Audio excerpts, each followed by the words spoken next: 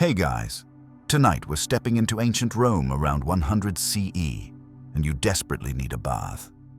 Maybe you've been working in the fields all day, or perhaps you've just walked through the crowded streets where chamber pots get emptied from second-story windows without warning. Either way, you're covered in a layer of dust, sweat, and let's not even talk about what you might have stepped in. You head toward the nearest bathhouse, confident that a good scrub will sort you out. But here's the thing. Soap, as we know it, doesn't exist yet. Not for regular people, anyway. The Romans won't start using soap commonly for another few centuries, and even then, it'll mostly be imported from Germanic tribes who use it for their hair. So tonight, you're about to discover exactly how Romans got themselves clean without a single bar of soap. And trust me, some of these methods might make you grateful for modern body wash. So, before you get comfortable, take a moment to like the video and subscribe. But only if you genuinely enjoy what I do here. And hey, drop a comment letting me know where you're watching from and what time it is in your city right now. I love seeing how this little historical bedtime story travels across time zones. Now, dim the lights, maybe turn on a fan for that soft background hum, and let's ease into tonight's journey together. You're standing outside one of Rome's public bathhouses, and the first thing that hits you is the noise. Even from the street, you can hear the echoes of hundreds of voices bouncing off marble walls, the splash of water, and the occasional clang of metal buckets. The building itself is massive. Some of these Thermae complexes cover several city blocks, with domed roofs that rival temples. Steam escapes from vents near the roof, creating clouds that drift over the neighborhood. The entrance fee is usually minimal, sometimes just a quadrans, the smallest Roman coin, because the emperors want to keep the population happy and clean. A filthy population, after all, means disease, and disease means political instability. You step inside, past the small booth where an attendant collects coins, and immediately you're in a different world. The floors are heated, which you notice right away because the tiles are warm under your sandals. This isn't magic. It's Roman engineering at its finest. Beneath your feet, there's an entire space called the hypocaust, where enslaved workers tend fires that heat air flowing through channels under the floors and behind the walls. It's essentially ancient central heating, and historians still marvel at how efficiently these systems worked. Some scholars argue that Rome's bathing culture was the most advanced hygienic practice in human history until the 19th century, though others point out that the communal nature of these baths also spread diseases rapidly. You're handed a small flask of olive oil by an attendant.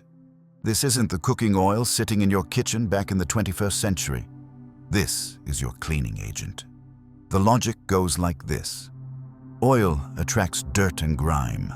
When you slather it all over your body, everything stuck to your skin, dust, dead skin cells, sweat, binds to the oil instead. It's not actually that different from modern oil cleansing methods that some people swear by today, except you're about to experience the removal process, and it's nothing like washing your face with a soft cloth. But before we get to the scraping, yes, there will be scraping. You need to understand that Roman bathing isn't just about getting clean. It's a social event, a daily ritual that defines Roman citizenship in many ways. Rich and poor alike come here, though they don't necessarily mingle. The wealthy might have private bathing rooms or come during less crowded hours, while workers and lower classes pack the public spaces. Women and men usually bathe at different times of day, though the rules keep changing depending on which emperor is in power and what moral panic is currently sweeping through the Senate. You look around the changing room, called the Apoditarium, where dozens of people are stripping down and storing their clothes in niches along the walls. There's no real security here, so petty theft is common. Some bathers bring enslaved attendants just to guard their belongings. The room smells like a mixture of sweat, oil, and the faint scent of perfumes that people apply after bathing. The floor is slightly damp, and you make a mental note to avoid slipping because fractures in the bathhouse are apparently common enough that Roman medical texts specifically discuss how to treat them. Now you're naked, holding your flask of oil and ready to begin the process that Romans have perfected over centuries. This isn't just about hygiene.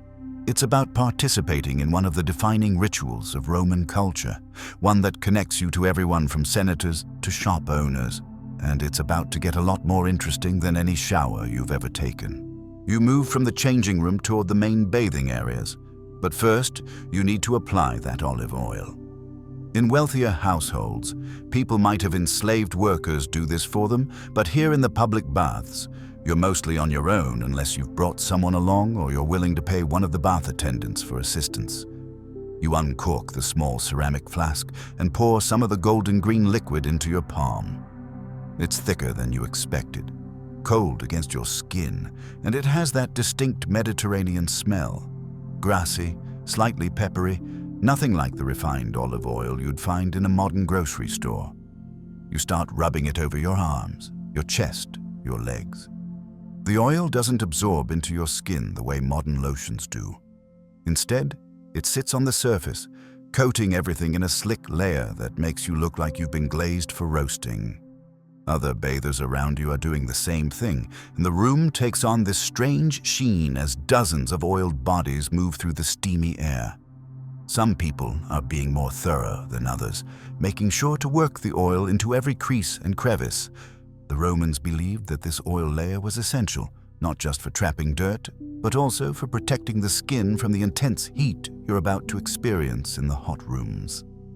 Now here's where it gets interesting, and by interesting, I mean slightly uncomfortable.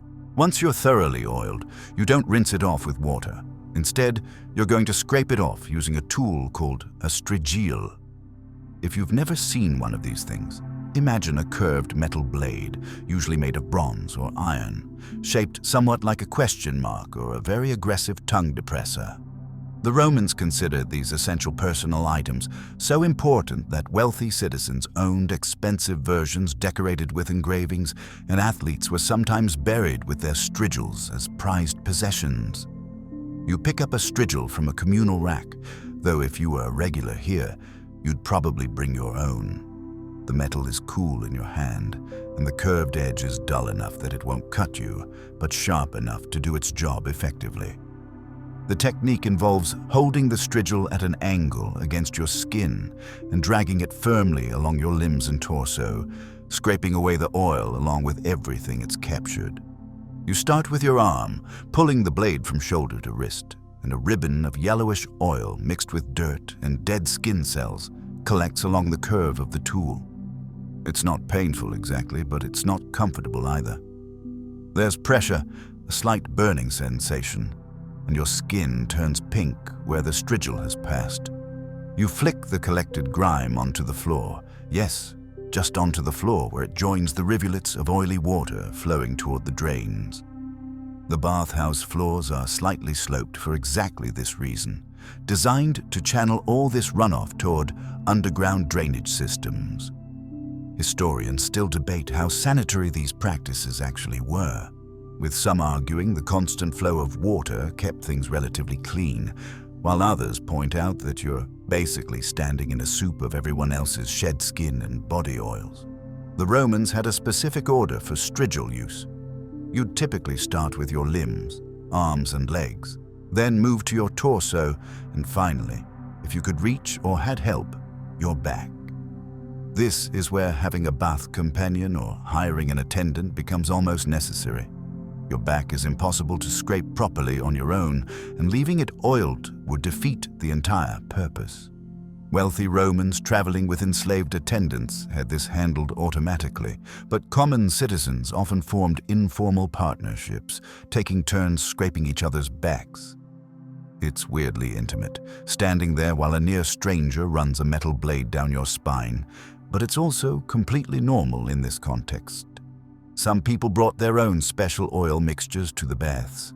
Pure olive oil was the standard, but you could enhance it with various additives depending on what you could afford or what you believed would improve your skin.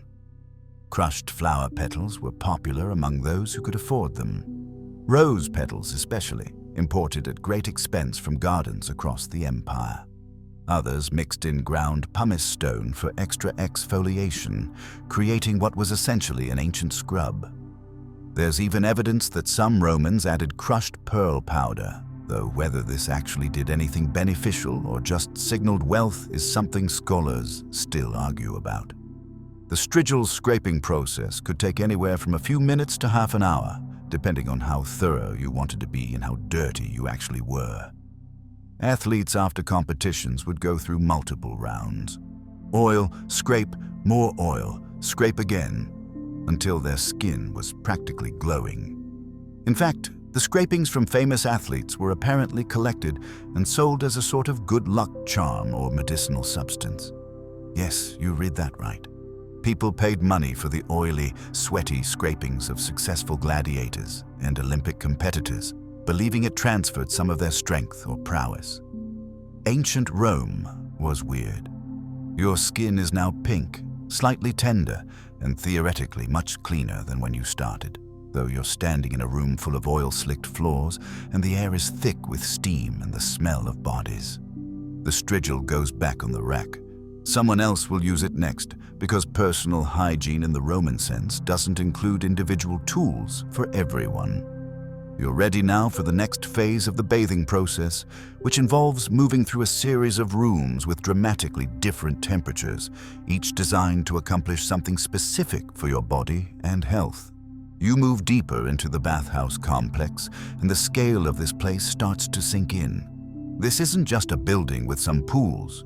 It's a sprawling architectural marvel that serves as the beating heart of Roman social life. The Thermae you're in right now might cover 4 or 5 acres, with soaring ceilings held up by marble columns, mosaic floors depicting everything from sea creatures to mythological scenes, and walls decorated with frescoes that would make modern art collectors weep. Some of the largest bath complexes in Rome, like the baths of Caracalla or the baths of Diocletian, could accommodate thousands of bathers at once. We're talking about structures so massive that Renaissance architects later converted parts of them into churches because the buildings were simply too impressive to tear down. As you walk through the corridors, you pass rooms that have nothing to do with bathing. There's a library over there, where scholars are hunched over scrolls, reading in the natural light that streams through high windows. Romans believed that a healthy body required a healthy mind, so major bath complexes included spaces for intellectual pursuits. You can hear the grunts and shouts from a gymnasium in another direction, where men are wrestling, lifting weights, and practicing with wooden swords. There are gardens too, open-air courtyards with fountains and shade trees where people sit on benches, having conversations or conducting business deals. The bathhouse is essentially a one-stop destination for everything a Roman citizen might need, except food, though even that's available from vendors who set up stalls near the entrances. The social aspect of bathing can't be overstated. This is where friendships form, where political alliances are negotiated, where gossip spreads faster than anywhere else in the city. A senator might run into a merchant here and strike up a conversation that leads to a lucrative contract. A poet might recite new work to a small audience gathered around a fountain. Young men scope out potential marriage prospects, though they'd have to wait until the women's bathing hours to actually meet them. The bathhouse levels social hierarchies in strange ways. Everyone's naked, everyone's going through the same cleaning rituals, but somehow the distinctions between classes remain visible through behavior, through the quality of the oils people use, through whether they have attendants following them or not. You notice the sound is almost overwhelming. Voices echo off the high ceilings in a constant rumble of conversation. Someone's laughing loudly in the distance. A group of men near the gymnasium entrance are arguing about chariot racing, their voices rising as they defend their favorite teams. The Blues versus the Greens, a rivalry that occasionally sparks actual riots in the streets. A child is crying somewhere because, yes, families bring children to the baths, teaching them from an early age that this is a fundamental part of Roman life. The acoustic properties of these vaulted spaces amplify everything. creating a wall of sound that the Roman writer Seneca once complained about in vivid detail, describing how he lived above a bathhouse and suffered through the groans of weightlifters, the smacks of massage therapists slapping flesh, and the shrieks of hair pluckers attending to their clients. Hair removal, by the way, is a whole separate ordeal that some bathers are subjecting themselves to right now in designated areas.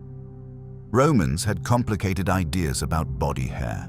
Women were expected to be relatively hairless, and men of higher classes often removed body hair as well, though not everyone agreed this was proper masculine behavior. Without modern razors or waxing strips, the methods available were pretty brutal. Some people used a kind of early depilatory cream made from ingredients like quicklime and arsenic, which dissolved hair but also frequently burned the skin. Others opted for tweezers, having attendants pluck hairs individually in a process that was apparently so painful that the screams became part of the ambient bathhouse soundtrack Seneca complained about. Historians still debate whether the average Roman really bothered with extensive hair removal, or if this was mainly a practice of the wealthy and status-conscious. The engineering that makes all of this possible is happening invisibly beneath your feet and behind the walls. The hypocaust system is essentially a raised floor supported by stacks of tiles called pilae, creating a crawl space underneath where hot air from furnaces circulates. Enslaved workers called furnace stokers spend their entire shifts in the prefurnium, the furnace rooms, feeding wood and sometimes charcoal into massive fires. It's brutal, dangerous work in sweltering conditions, and these workers are rarely mentioned in historical accounts except when something goes wrong, like when a furnace overheats and cracks the floor above, or when accumulated gases cause an explosion. The temperature in those furnace rooms could easily reach levels that would be fatal with prolonged exposure, but enslaved people didn't have the option of leaving when it got too hot. The water supply is another engineering feat. Rome's famous aqueducts bring millions of gallons of fresh water into the city daily, and a significant portion of that flows directly to the bathhouses. The water fills massive cisterns on the complex's upper levels. Then gravity feeds it down to the various pools and basins. Hot water for the Caldarium comes from lead pipes that run through the hypocaust, heating the water as it flows. Cold water for the Frigidarium comes from a separate system, sometimes even refrigerated by adding ice collected from mountains and stored in underground chambers. The Romans understood hydraulics and thermodynamics in ways that wouldn't be matched in Europe again until the Industrial Revolution. Though they didn't necessarily understand why their systems worked, just that they did. You're walking past the Tepidarium now, the warm room that serves as a transition space between the hot and cold areas. Some bathers are lounging here, letting their bodies adjust gradually rather than shocking their systems with sudden temperature changes. The room temperature is pleasantly warm, maybe around 85 or 90 degrees Fahrenheit, heated by the hypocaust, but not to the intense levels of the Caldarium. People are talking quietly, relaxing after their oil scraping session, or psyching themselves up for the plunge into cold water that awaits in the Frigidarium. The whole complex operates on a rhythm that regular bathers know by heart. When to arrive to avoid the biggest crowds, which rooms are hottest at which times of day, where the best massage therapists set up their tables. You're figuring this out as you go, following the flow of traffic and the rising temperature that pulls you toward the hot rooms. You push through a heavy curtain, actual fabric in some bathhouses, or sometimes just a doorway designed to trap heat, and enter the Caldarium, the hot room. Immediately, the air wraps around you like a damp blanket, thick and almost difficult to breathe. Steam hangs in the air so densely that you can barely see the far wall, just the ghostly shapes of other bathers moving through the mist like figures in a dream. The temperature in here hovers somewhere between 100 and 120 degrees Fahrenheit, though some Caldaria get even hotter. The Romans didn't have thermometers, obviously, so they gauged temperature by feel and by how quickly people started looking uncomfortable. The floor's even warmer than in the other rooms, almost too hot to stand on comfortably in bare feet. You instinctively shift your weight from foot to foot, and you notice other people doing the same dance or standing on wooden platforms scattered around the room specifically to give feet a break from the heated tiles. That hypocaust system is working overtime here, with the hottest air from the furnaces channeled directly beneath this room. The walls are warm to the touch too, radiating heat that makes your skin prickle and sweat begin to bead almost immediately across your freshly scraped body. Large bronze basins line the walls, each one filled with hot water that's constantly being refreshed from the pipes. Some bathers are splashing this water over themselves, while others are using small bronze or ceramic bowls to pour water over their heads and shoulders. The water is hot enough that steam rises from it in visible wisps, and when it hits your skin, there's a sharp, pleasant shock of heat. This isn't about getting clean at this point. You've already done the oil and Strigil routine. This is about opening your pores, sweating out impurities, and experiencing what Romans believed was therapeutic heat. The Romans had elaborate theories about health and bathing, most of them inherited and adapted from Greek physicians. They believed that the body contained 4 humors: blood, phlegm, yellow bile, and black bile, and that illness resulted from these humors being out of balance. Sweating in the Caldarium was thought to expel excess moisture and bad humors, restoring equilibrium. Modern medicine obviously doesn't support the humor theory, but the Romans weren't entirely wrong about sweating having health benefits. It does help regulate body temperature, expel certain toxins through the skin, and the heat can ease muscle tension and improve circulation. What historians still debate is whether the extreme temperatures Romans subjected themselves to were actually beneficial, or if they were just enduring discomfort because their medical theory told them to. You find a spot along one of the marble benches that line the room and sit down carefully. The stone is hot but bearable.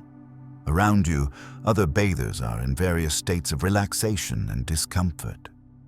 An older man is lying flat on his back on a bench, eyes closed, sweat streaming down his face in rivulets. A younger guy is standing in front of one of the hot water basins, methodically pouring bowl after bowl of water over himself while muttering what might be prayers or just commentary on the heat. 2 men in the corner are deep in conversation, apparently unbothered by the fact that they're slowly cooking, discussing what sounds like a property dispute or maybe a legal case. Enslaved attendants move through the steam like ghosts, carrying fresh towels, refilling water basins, occasionally helping a bather who stayed too long and gotten dizzy. These workers are exposed to these extreme temperatures for hours at a time, far longer than any bather, and the health effects on them must have been severe, though ancient sources rarely mention them. Heat exhaustion, dehydration, fainting, these would have been occupational hazards for bath slaves, but their welfare wasn't something Roman writers generally concerned themselves with documenting. The steam itself is generated both by the hot water and by water being poured onto heated surfaces. The hot floor, the walls, sometimes even onto heated stones in a manner similar to modern saunas. The Romans called this sudatorium when it was a specifically designated sweating room, sometimes separate from the main caldarium. The moisture in the air is so thick you can almost taste it, metallic and slightly mineral-flavored from the water that's traveled through miles of lead pipes and aqueducts. Lead pipes, by the way, are another thing historians love to debate. Did chronic lead exposure from plumbing contribute to health problems and maybe even the decline of Rome? Some scholars argue yes, pointing to evidence of lead in Roman bones. Others argue the constant water flow and mineral deposits lining the pipes minimized lead contamination. The jury's still out. You're sweating profusely now, droplets running down your chest and back, gathering in the small of your back before trickling down further. It's not entirely pleasant. The air is so humid that sweat doesn't evaporate efficiently, so you just get wetter and wetter. Your heart rate has increased. You can feel your pulse throbbing in your temples. This is your cardiovascular system working to cool your body down, pumping more blood to your skin's surface.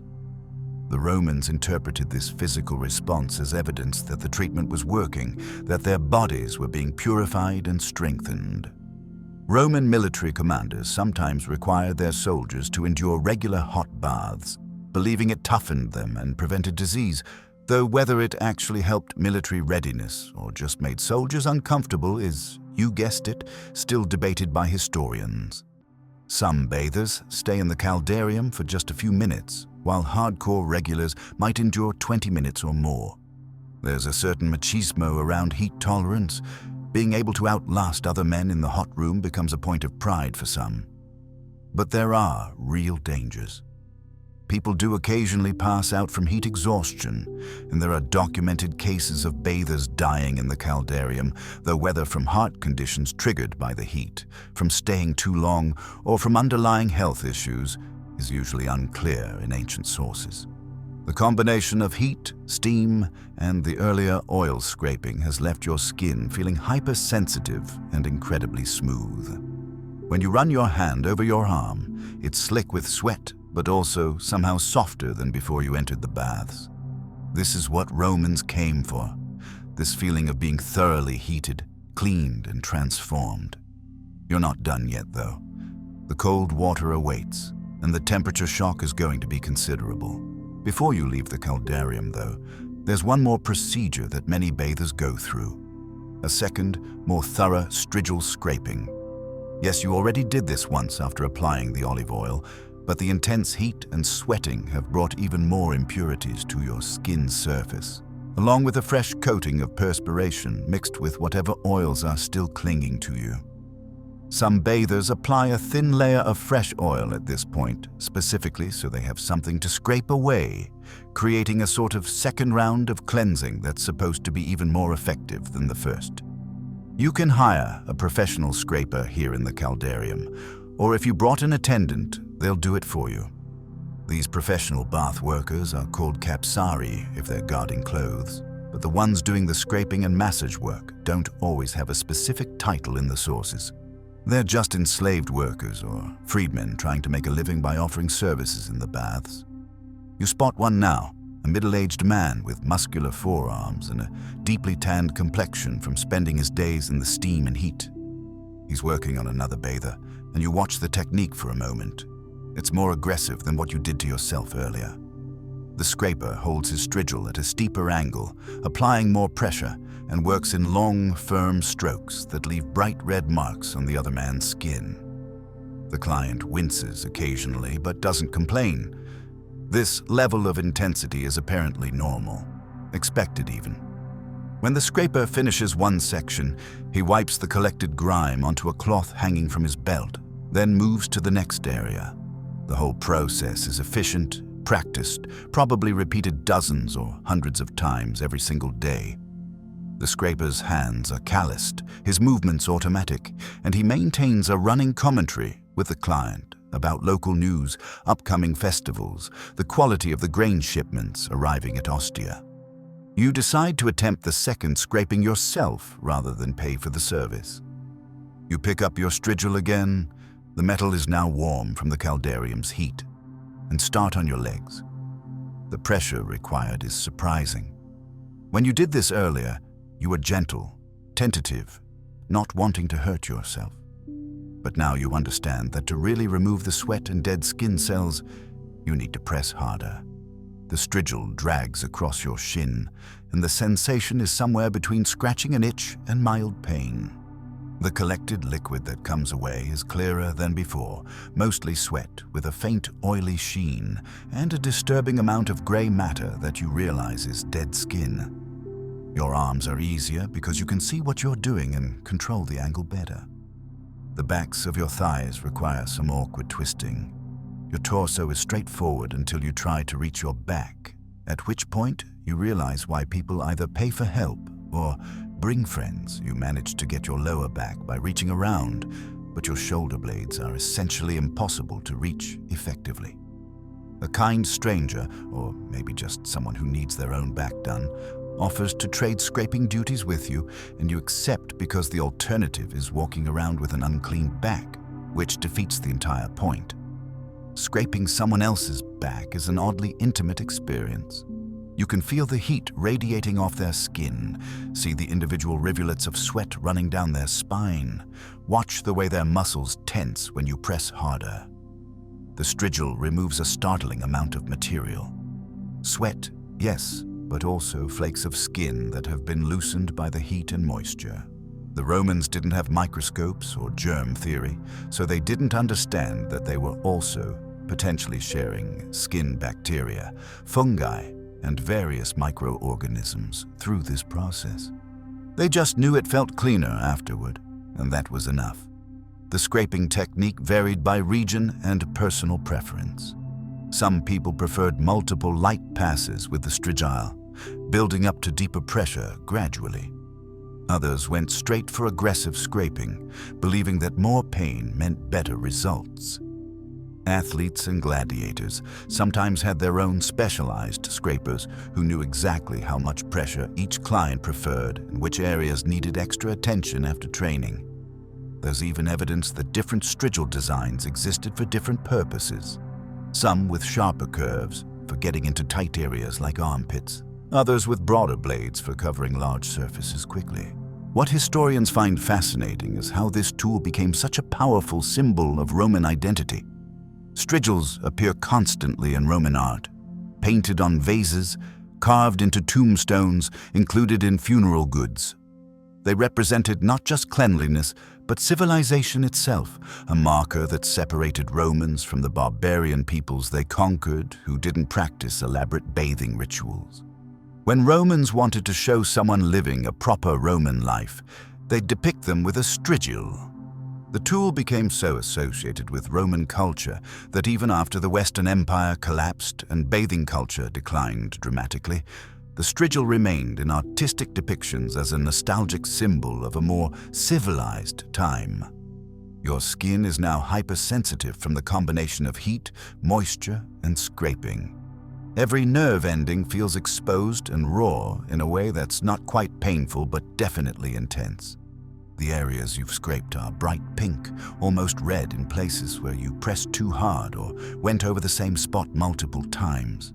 You look around at other bathers in various stages of the same process, and everyone has that same flushed, slightly abraded appearance.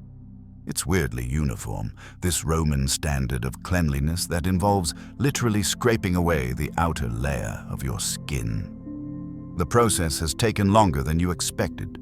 Between the oiling, the first scraping, the time in the Caldarium, and now this second scraping, you've been in the bathhouse for maybe an hour already, and you're still not finished. But that's normal. Romans didn't rush through their baths. This was a leisurely social event, something you dedicate your afternoon to, not a quick shower squeezed between appointments.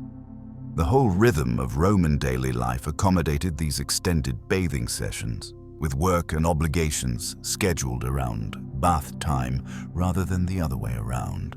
Now that you're thoroughly scraped and your skin is practically glowing pink from the treatment, you notice other bathers are mixing substances into their olive oil before the next application. Because yes, there's often another layer of oil coming, though this time it's more about moisturizing and treating the skin rather than collecting dirt.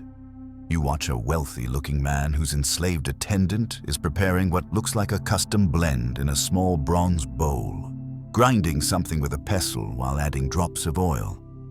The Romans didn't just slap on plain olive oil and call it a day. They got creative with additives, some of which made sense by modern standards, others which were completely bizarre. Pumice stone was one of the most popular additives for those who wanted extra exfoliation.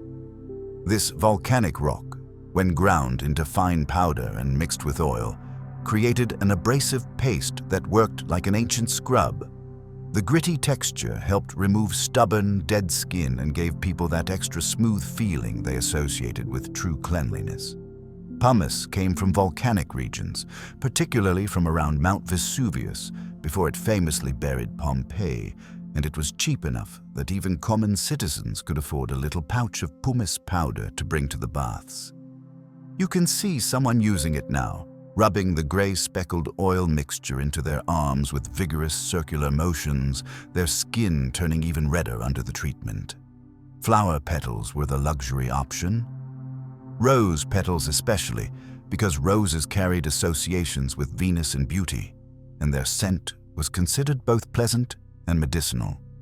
The petals would be crushed into the oil, releasing their fragrance and supposedly their beneficial properties into the mixture. Violet petals were another favorite, along with lavender when it could be obtained. These floral oils were expensive. A small vial of rose oil could cost as much as a worker's weekly wages. So their use signaled status. When someone walked around the bathhouse smelling like roses, everyone knew they had money to spare.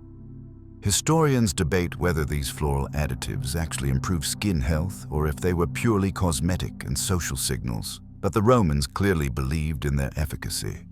Some additives ventured into stranger territory. Crushed pearl powder was mixed into oil by the extremely wealthy, based on the theory that pearl's luminous quality could somehow transfer to the skin. There's no scientific basis for this whatsoever, but that didn't stop aristocratic Romans from spending fortunes on ground-up pearls to rub on their faces. Lead compounds were sometimes added, particularly by women seeking the pale complexion that was fashionable, though the toxic effects of lead were slowly poisoning regular users. Roman medical writers like Galen occasionally warned against certain cosmetic practices, but fashion and social pressure usually won out over health concerns. Honey mixed with oil created a sticky but supposedly beneficial treatment. Honey has actual antibacterial properties that modern science recognizes, so the Romans weren't entirely off base with this one. The mixture was thought to soften skin and heal minor irritations, and it probably did help to some degree, though having honey all over you in a steamy bathhouse also attracted insects, which sources occasionally mention as a minor annoyance. Beeswax was another additive, creating a thicker, more protective coating that some people preferred, especially in winter when the air was drier and skin needed more moisture retention. The most controversial additive was natron, a naturally occurring salt mixture that ancient Egyptians used in mummification. The Romans imported natron and used it as a cleaning agent, mixing it with oils despite its harsh, drying properties. It was essentially an early soap substitute, though far less gentle. Natron could strip oil and dirt very effectively, but it also stripped natural skin oils and could cause irritation and burns if not properly diluted. Medical writers debated its safety, with some recommending it only for very dirty workers or those with skin conditions, while others warned against it entirely. This is one of those areas where scholarly arguments continue. Did regular Romans actually use natron frequently, or was it more of a specialized product for specific situations? You accept a small amount of rose-scented oil from an attendant offering samples, probably trying to sell larger quantities, and rub it into your arms. The scent is immediate and strong, floral but also green and slightly spicy, different from modern rose perfumes that have been refined and standardized. This smells more alive, more plant-like, with notes of the stems and leaves along with the petals. Your skin absorbs some of the oil, but mostly it sits on the surface, creating that characteristic sheen that bathed Romans carried. Some people are applying what looks like mud or clay mixtures. These face masks and body treatments came from specific sources believed to have healing properties. Volcanic mud from certain regions, clay from particular riverbanks, even ground minerals mixed into paste form. The Romans loved anything that came with a good origin story, so clay from a sacred spring or mud from a battlefield where a legendary general won a victory would command premium prices regardless of whether it actually did anything for your skin. The placebo effect was probably strong, and honestly, clay masks do draw impurities from skin, so these treatments weren't completely without merit. The variety of substances people applied created a complex olfactory environment in the bathhouse. You've got olive oil as the base note everywhere, then layers of floral scents, honey sweetness, mineral smells from pumice and clay. the sharp tang of natron, occasional wafts of exotic spices that wealthy patrons mixed into their custom blends. It all combined into a distinctive bathhouse smell that Romans would have found completely normal, but that would probably overwhelm modern noses used to single-note body washes and simple soap fragrances. What's interesting is how this custom mixture culture created opportunities for entrepreneurship. Bath attendants who developed particularly good blends could build reputations and charge higher prices. Small merchants set up near bath houses, selling pre-mixed oils and additives in ceramic jars. Recipe scrolls for various skin treatments circulated among the wealthy, jealously guarded family secrets for the perfect exfoliating mixture or age-defying oil blend. The Romans essentially invented the luxury skincare market, complete with outrageous claims, status signaling through product choice, and genuine believers swearing by their particular routine. You've been in the hot, steamy environment long enough that your body has fully adjusted to the heat. Your heart rate has settled into a steady, elevated rhythm, sweat is flowing freely, and you've reached that slightly light-headed state where everything feels a bit surreal. This is exactly when you're supposed to move to the Frigidarium, the cold room, and the Romans believed this temperature shock was not just refreshing but medically necessary. You follow a group of bathers heading toward the exit, passing back through the Tepidarium, which now feels almost cool compared to the Caldarium you're leaving behind. The Frigidarium is usually located on the opposite side of the bath complex from the hot rooms, deliberately creating maximum distance to emphasize the contrast. As you approach, you can feel the temperature dropping with each step. The doorway into the Frigidarium releases a wave of cool air that hits your overheated skin like a physical force.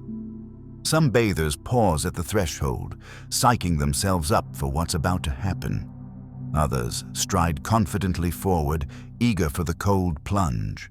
You notice there's a certain social performance around this moment.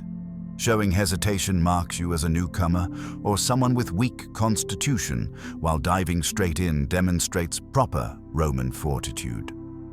You step through the doorway and immediately feel goosebumps rising across your entire body.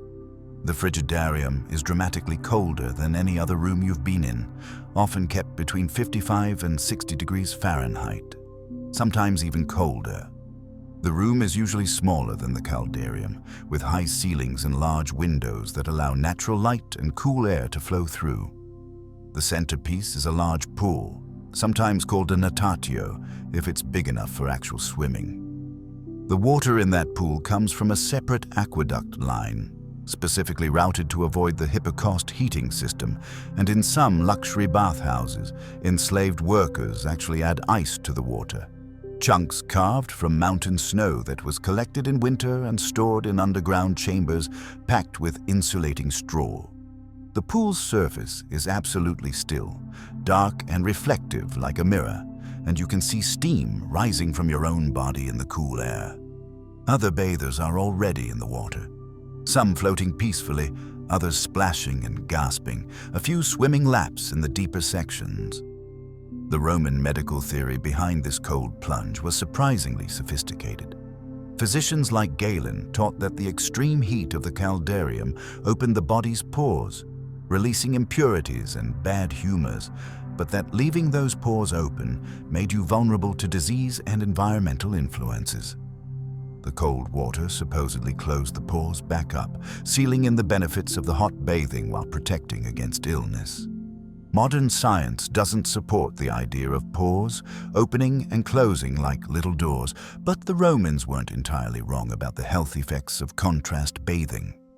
The rapid temperature change does cause blood vessels to constrict, pushing blood from your extremities back toward your core and vital organs. Your immune system gets a temporary boost from the stress response. Your nervous system gets a jolt that can improve alertness and mood. Athletes today use similar hot-cold therapy for muscle recovery. So, while the Roman understanding of why it worked was inaccurate, the observation that it did work had some validity. Historians continue to debate exactly how beneficial or risky these extreme temperature swings actually were for long-term health. You approach the edge of the pool and watch someone else enter. He chooses the gradual method, sitting on the top step and slowly lowering himself inch by inch into the water, his face contorting with each level of immersion. His breathing becomes rapid and shallow as the cold water reaches his chest, then his shoulders. When he finally submerges up to his neck, he lets out a long, shuddering exhale. This method takes several minutes of discomfort. The alternative is what another bather does, simply diving straight in from the pool's edge, creating a splash that draws irritated looks from those trying to ease in gradually. He surfaces with a loud gasp, his skin instantly mottled red and white, but he's grinning widely, clearly proud of his boldness. You opt for something in between, walking down the steps at a steady pace without lingering too long at any depth. The first touch of water on your overheated feet is shocking, a sensation that's almost painful in its intensity. The cold creeps up your calves, then your thighs, and each inch of immersion feels like a new level of cold you didn't know existed. By the time the water reaches your waist, you're breathing in short, sharp gasps, your body screaming at you that this is wrong, that you need to get out immediately. But you keep going because everyone around you has done this and survived, and because turning back now would be embarrassing. When the water reaches your chest, your breathing becomes almost impossible to control. Your heart is racing again, but for completely different reasons than in the Caldarium. Your body is dumping adrenaline into your system, preparing for what it perceives as a survival situation. The Romans called this feeling invigorating, evidence that the treatment was strengthening your constitution. They believed that men who regularly endured the cold plunge were hardier, more resistant to illness, better soldiers. Whether that was actually true or just cultural belief reinforced by expectation is something medical historians still argue about. You force yourself to dunk your head under, and the cold against your scalp is almost unbearable. You surface immediately, gasping, water streaming down your face, and for a moment you genuinely understand why some people skip the Frigidarium entirely despite social pressure. But then, after maybe 30 seconds of total immersion, something shifts. Your body stops fighting quite so hard. The initial shock fades into a different sensation. You're still cold, obviously, but it's bearable now, almost pleasant in contrast to the lingering heat deep in your core. Your breathing slows, your muscles relax slightly, and you start to understand the appeal. You're floating now in the Frigidarium pool, your body temperature finding some kind of equilibrium between the cold water and your internal heat, and you start paying attention to who else is in here with you. This is when you notice something interesting about Roman bathing culture. It's not quite as egalitarian as you might have thought. Yes, technically everyone from senators to slaves uses the public baths, but they don't all use them at the same time or in the same way, and the social rules governing who bathes when and with whom are surprisingly complex. First, the gender segregation. In most periods of Roman history, men and women bathed at separate times of day. Women typically had the morning hours, roughly from dawn until early afternoon, while men got the afternoon and evening slots. This arrangement meant women had to bathe in cooler water since the hypocaust fires were just getting started, while men enjoyed fully heated facilities. Some historians see this as evidence of Roman sexism, women getting inferior service, while others argue morning bathing was actually preferable because the baths were cleaner and less crowded. The debate continues, but either way, the separation was taken seriously in most eras. However, the rules kept changing depending on which emperor was in power and what moral panic was currently sweeping through Roman society. Emperor Hadrian banned mixed bathing entirely, concerned about moral degradation. His successor, Marcus Aurelius, maintained the ban. But other emperors were more relaxed, and in some periods, mixed bathing was permitted, especially in smaller private baths or in provinces far from Rome's direct oversight. When mixed bathing did occur, it scandalized conservative Romans who saw it as evidence of declining morals. while others shrugged and considered it harmless. Ancient sources mention that some women wore breastbands and loincloths for mixed bathing, though others apparently didn't bother, and the whole topic generated endless moralizing commentary from Roman writers. Even within the men's bathing hours, there were invisible but powerful social divisions. You notice that certain areas of the pool seem to be implicitly reserved for higher status individuals. The shaded corners with the best views, the spots where water flows in fresh from the aqueducts. These are occupied by men whose bearing and the quality of their oil flasks suggest wealth and position. They're not roped off or officially reserved, but somehow everyone understands these territories exist. A lower-class bather might technically be allowed to swim anywhere, but choosing to park himself right next to a senator would be seen as presumptuous, inappropriate, potentially offensive. The truly wealthy often didn't use public baths at all, or they came during the least crowded hours, or they rented private bathing rooms within the larger complexes. Many aristocratic homes had their own private bathing facilities, smaller versions of the public thermae built right into their villas. These private baths were status symbols, proof that you didn't need to mix with the masses. But interestingly, many rich Romans still chose to visit public baths regularly, because that's where politics happened, where social networks were maintained, where you showed your face to the people who might vote for you or support your business interests. Enslaved people used the baths too, but again, with complex restrictions. Some enslaved individuals bathed only at their owner's permission, during designated hours, or in specific areas. Bath slaves who worked in the facilities might grab quick moments to clean themselves between tests, but they certainly weren't lounging in the pools or going through the full ritual that free citizens enjoyed. Freedmen, former slaves who had been manumitted, occupied an ambiguous social space, technically free to use the baths fully, but often subject to sneers and discrimination from born-free Romans who considered them socially inferior, regardless of their legal status. Children were brought to the baths from young ages, learning the rituals and social rules by observation and participation. You can see a father now teaching his son how to properly use the Strigil, correcting his grip and angle while other bathers watch with either approval or annoyance depending on how much noise the child is making. Roman sources mention that children could be particularly disruptive in bathhouses, running and splashing and generally treating the pools like playgrounds, which irritated adult bathers trying to relax. But childhood socialization at the baths was considered important. This is where boys learn to be Roman men, where they internalize the values and practices of their culture. The elderly were another distinct group within the bath hierarchy. Old age was respected in Roman culture, at least in theory, and older bathers might receive deference like being offered better spots or helped in and out of pools. But there was also a practical dimension.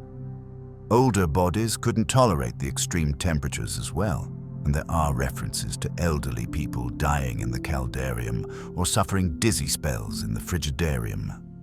Some older Romans modified the ritual, spending less time in the hot rooms or skipping the cold plunge entirely, though this might be seen as weakness by more rigorous traditionalists. Athletes and gladiators formed another distinctive category of bathers. They often came in groups after training, their bodies marked with the bruises and scrapes of their profession, and they went through more intensive cleaning routines than regular citizens. The oil scraped from famous gladiators' bodies was collected and sold, as we mentioned earlier, which meant these men had an audience even during their bathing.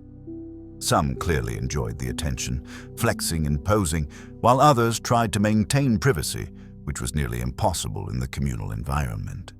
Military veterans sometimes bathed together in informal groups, recognizable by their bearing and often by scars from campaigns. These men might talk about old battles, criticize current military leadership, or simply enjoy the camaraderie of others who shared their experiences. The baths offered one of the few spaces where military and civilian worlds overlapped regularly, where a retired centurion might find himself floating next to a merchant or a poet, all temporarily equal in their nakedness, but not really equal at all. What historians find fascinating is how these social rules were maintained without any formal enforcement. There were no signs saying senators only or freedmen not allowed.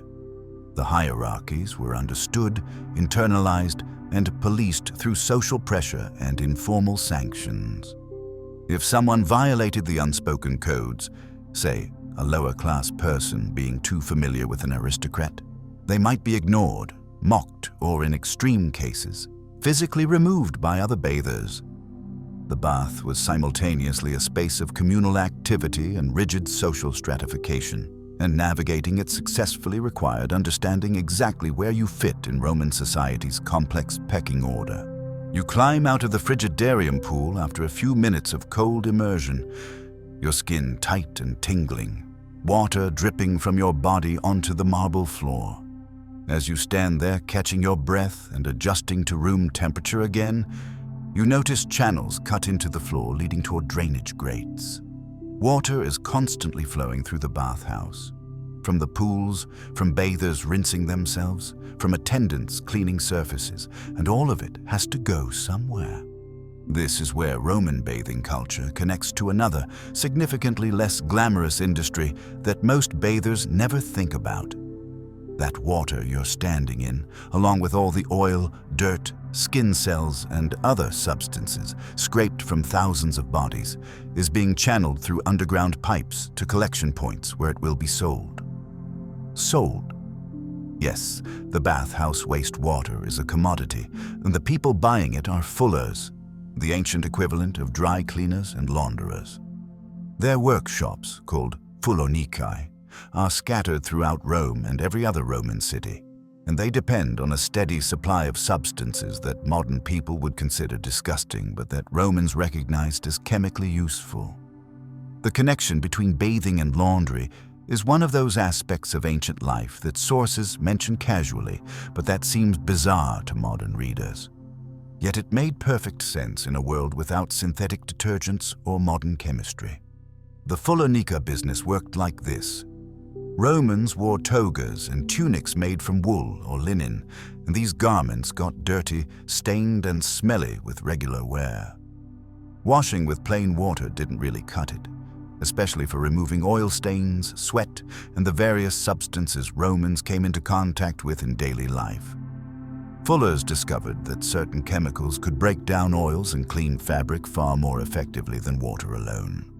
The two main cleaning agents they used were alkaline substances, specifically urine and a mineral called fuller's earth, which is a type of clay rich in aluminum silicate. But urine was the star of the show, and the baths produced wastewater that contained urine mixed with all that olive oil scraped from bathers' bodies. Public urinals existed throughout Roman cities, often just large ceramic jars placed on street corners where men could relieve themselves. These jars were regularly collected by fullers or by middlemen who sold the contents to fulonicae. The bathhouse wastewater was another source, less concentrated than pure urine, but still alkaline enough to be useful, and it came with the bonus of containing olive oil, which fullers could sometimes separate and reuse or sell. Emperor Vespasian famously taxed the urine collection industry, leading to the Latin phrase pecunia non olet, money doesn't smell, when his son complained about the disgusting source of the tax revenue. Inside a fulonica, workers would soak dirty garments in large vats filled with water, urine, and fuller's earth. They'd stomp on the submerged fabric with their bare feet, kneading and agitating it to work the cleaning agents through the fibers. This process, called fulling, was physically demanding and exposing workers to chemicals that probably caused skin problems and respiratory issues from the ammonia fumes, though ancient sources don't dwell on workers' health. Historians studying Roman labor conditions note that fullers occupied a low social status despite providing an essential service. Another example of how Romans looked down on anyone who worked with bodily waste, even when their own lifestyle depended on these workers. After the initial cleaning, garments would be rinsed multiple times, then treated with sulfur fumes to bleach white togas back to their pristine condition. The The sulfur burning process created toxic fumes that workers had to endure in enclosed spaces. Then, the fabric would be brushed with thistle-like plants to raise the nap, creating that fluffy, new appearance Romans prized in their clothing. Finally, cloth was stretched on frames to dry and shaped to the proper dimensions. The whole process took days and required multiple workers at different stages, creating a small industry around each Volcanic. What's interesting is that many bathhouses had formal or informal relationships with specific Volcanic. Wastewater would be directed through particular drainage channels to collection points where fuller's workers would retrieve it, sometimes paying the bathhouse operators for access. Sometimes simply taking what was essentially considered waste. Some larger bath complexes even had Volcanic operations on site or immediately adjacent, creating vertical integration of bathing and laundry services. You could drop off your toga on the way into the baths, get cleaned yourself, and pick up your freshly cleaned garment on the way out. This system reveals something important about Roman attitudes toward waste and recycling. They didn't have modern environmental consciousness or concerns about pollution, but they had a practical understanding that materials considered waste in one context could be valuable resources in another. Urine wasn't just disgusting liquid to dispose of. It was a cleaning agent, a source of tax revenue, a tradable commodity. Bathhouse water wasn't just dirty runoff. It was a mixture of chemicals useful for textile processing. The Romans built elaborate infrastructure to collect, channel, and redistribute these substances. The drainage system beneath the baths is itself an engineering achievement. You're standing on marble floors, but underneath there's a network of lead and ceramic pipes, settling tanks, and channels that move water through the complex and out to the city's main sewers or to collection points. Some bathhouses had their wastewater flow directly into the Cloaca Maxima, Rome's main sewer, which emptied into the Tiber River. Other facilities had more sophisticated systems that separated different types of wastewater, directing some to Volcanic, some to agricultural irrigation channels, and some to the sewers. Modern archaeologists excavating Roman bath sites often find the drainage systems better preserved than the buildings themselves, and they can trace how water moved through the complex, where it was diverted for collection, and where it ultimately ended up. These studies reveal that Roman hydraulic engineering was incredibly sophisticated, managing flows that would challenge modern systems, all without pumps or electricity. The gradient calculations, the pipe dimensions, the settling tank designs, all of this worked through gravity, friction coefficients, and empirical understanding of water behavior. You're drying off now with a linen towel, either one you brought or one rented from a bath attendant, and you're not thinking about where the water dripping from your body will eventually end up. But somewhere across the city, a fuller's worker is probably at this moment stomping on someone's toga in a vat of urine-laced water that came from a bathhouse just like this one, and both of you are participants in the same interconnected system of Roman urban life. Now that you're reasonably clean and temperature-shocked back to normal body temperature, you notice the small army of workers that makes this entire bathing experience possible. Until now, you've been focused on your own journey through the various rooms and rituals, but the bathhouse operates because of enslaved people and low-wage workers whose labor is essential, yet largely invisible to the average bather. They're everywhere once you start looking, moving through the crowds with towels and oil flasks, scrubbing floors, maintaining the furnaces, retrieving dropped items from pool drains, massaging bathers who can afford the service. Their presence is so constant that free Romans hardly notice them, which is exactly how Roman society preferred it.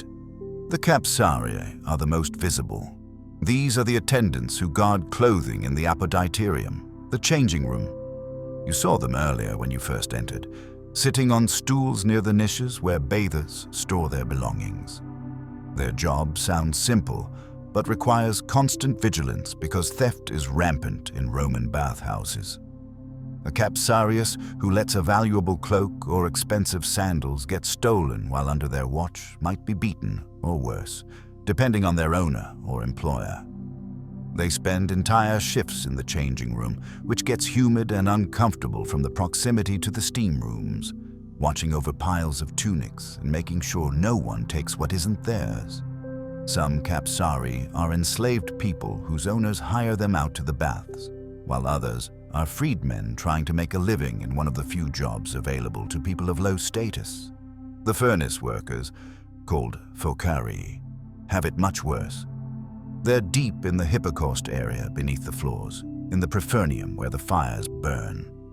You can't see them from where you stand, but you can imagine the conditions. Temperatures that regularly exceed 120 degrees Fahrenheit, smoke and ash in the air, the constant physical labor of feeding wood and charcoal into multiple furnaces to maintain the temperature in the hot rooms above. These workers are almost exclusively enslaved people, assigned to one of the most brutal jobs in Roman society. Heat exhaustion, burns, smoke inhalation. These are daily hazards. The life expectancy for furnace workers can't have been good, though no ancient source bothers to calculate it because enslaved people's welfare wasn't something Roman writers generally documented. The furnaces need to be fed constantly during operating hours. Wood consumption in a major bath complex is enormous. Some of the larger thermae in Rome burn through tons of wood daily. This creates an entire supply chain that bath workers are at the bottom of. Enslaved workers haul the wood from storage areas, split it to the right size, stack it near the furnaces, then feed it in at intervals calculated to maintain steady heat. The timing matters because if the fires get too hot, the floors above become unbearable and bathers complain. Too cool, and the whole experience is ruined. The focari have to develop an intuitive sense of temperature management, understanding how different types of wood burn, how airflow affects combustion, how the time of day and number of bathers impacts heat requirements. Water management requires another team of workers.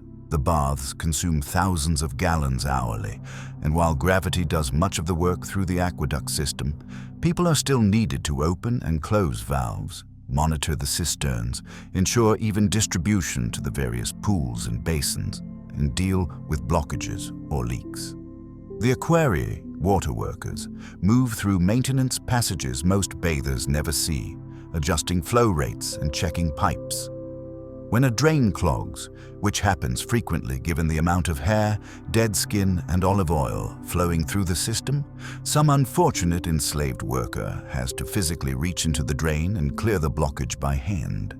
It's disgusting work involving other people's bodily waste and shed materials, but it has to be done, or the whole system backs up.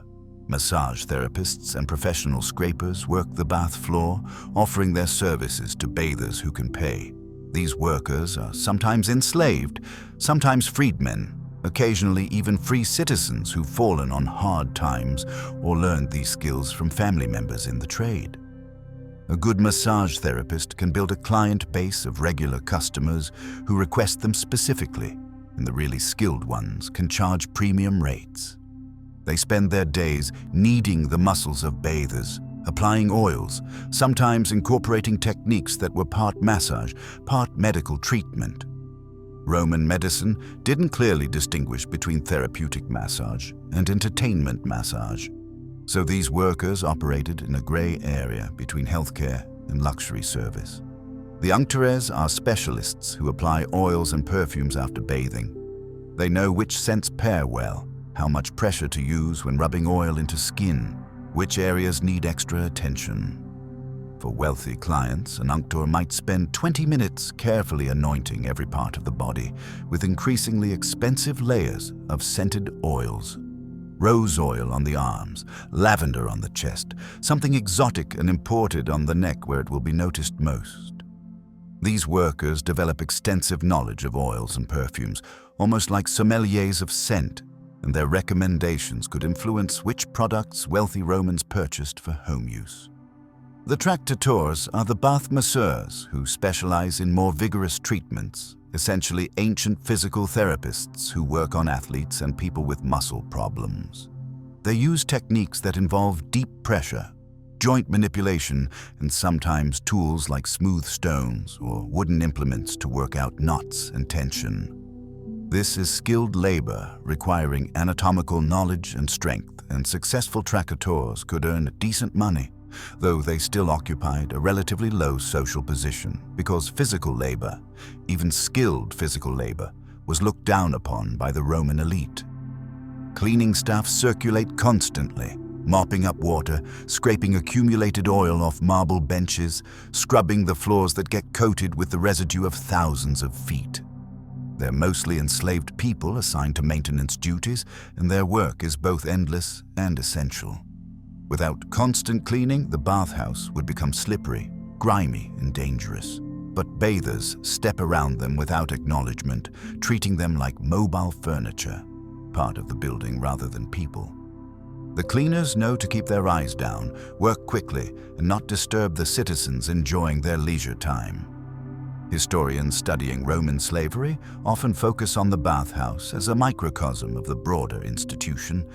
Here you can see enslaved people performing every type of labor, from the most physically brutal, furnace work, to the most skilled, specialized massage.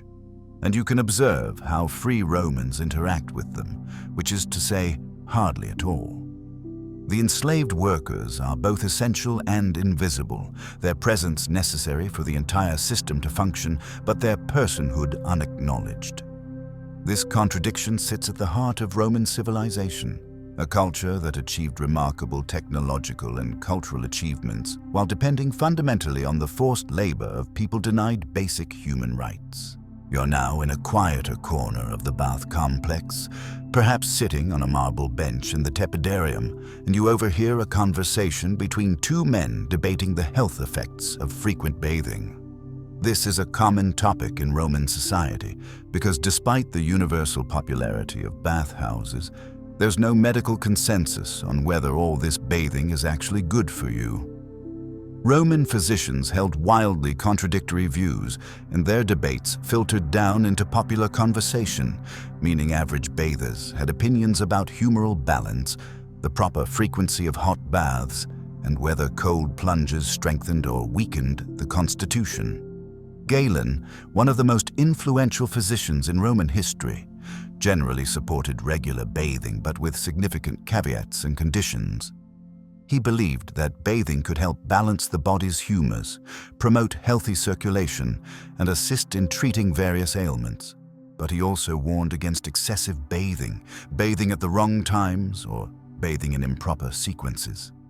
Galen prescribed specific bathing regimens for different conditions: tepid baths for some patients, hot baths for others, cold plunges only for the robust and healthy.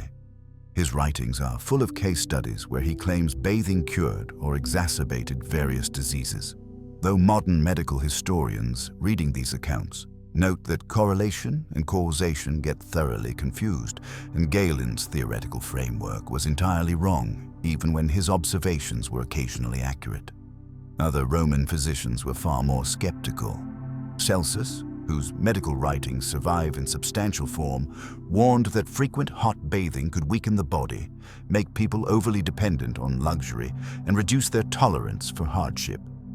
He particularly worried about men becoming too soft, losing the hardy qualities that made good soldiers and citizens.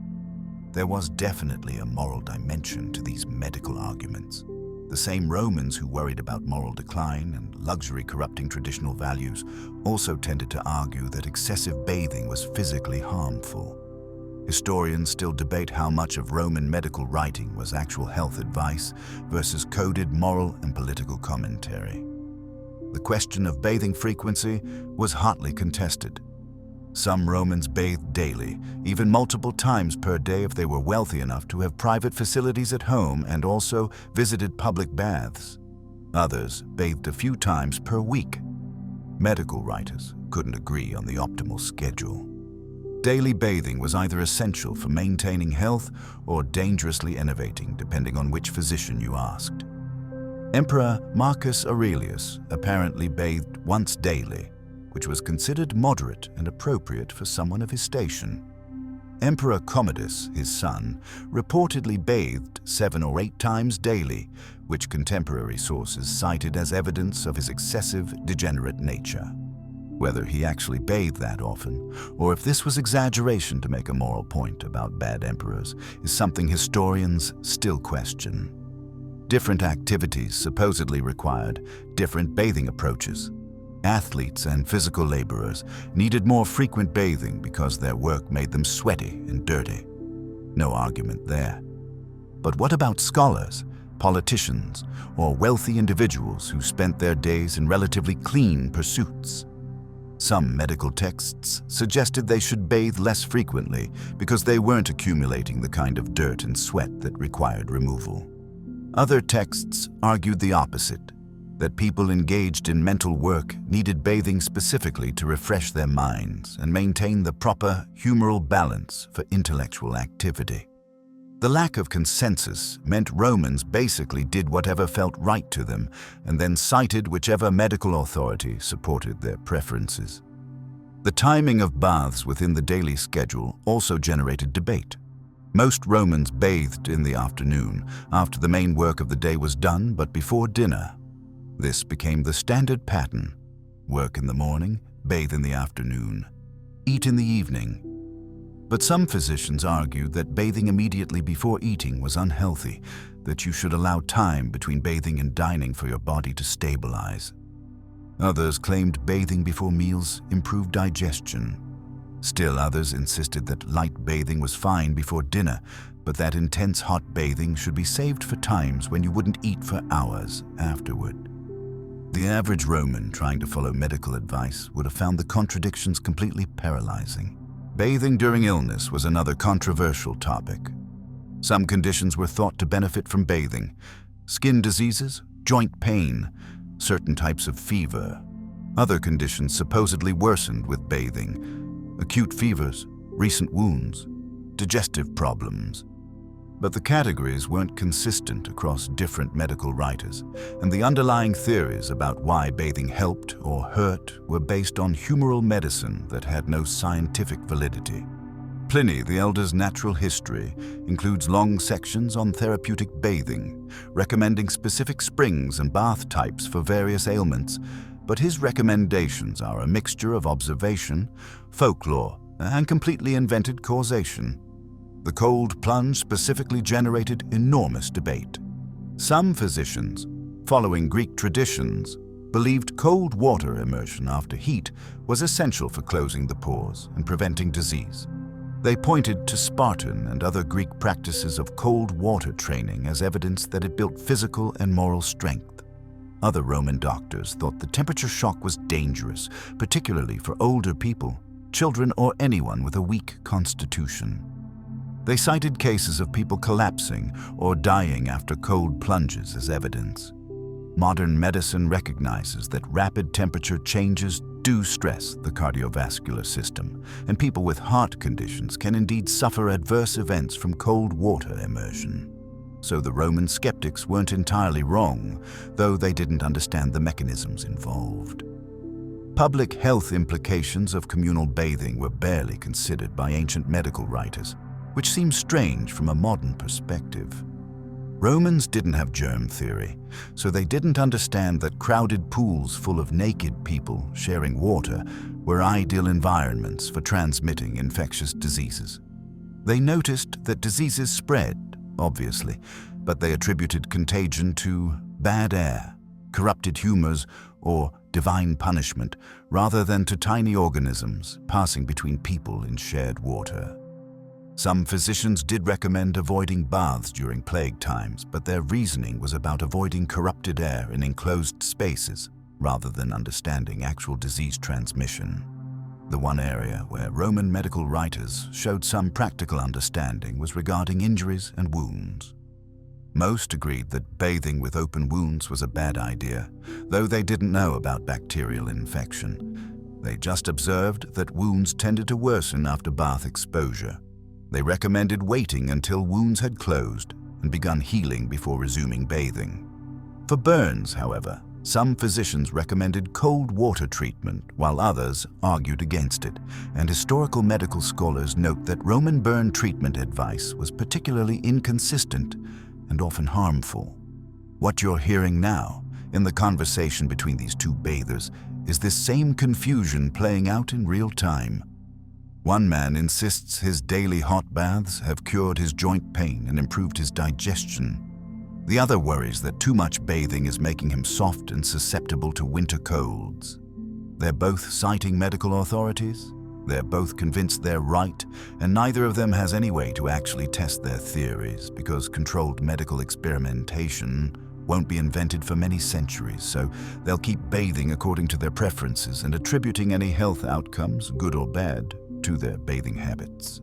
After all the scraping, heating, shocking cold water, and general physical ordeal of the Roman bathing process, you're finally approaching what many consider the best part, the perfume and oil application that serves as the grand finale.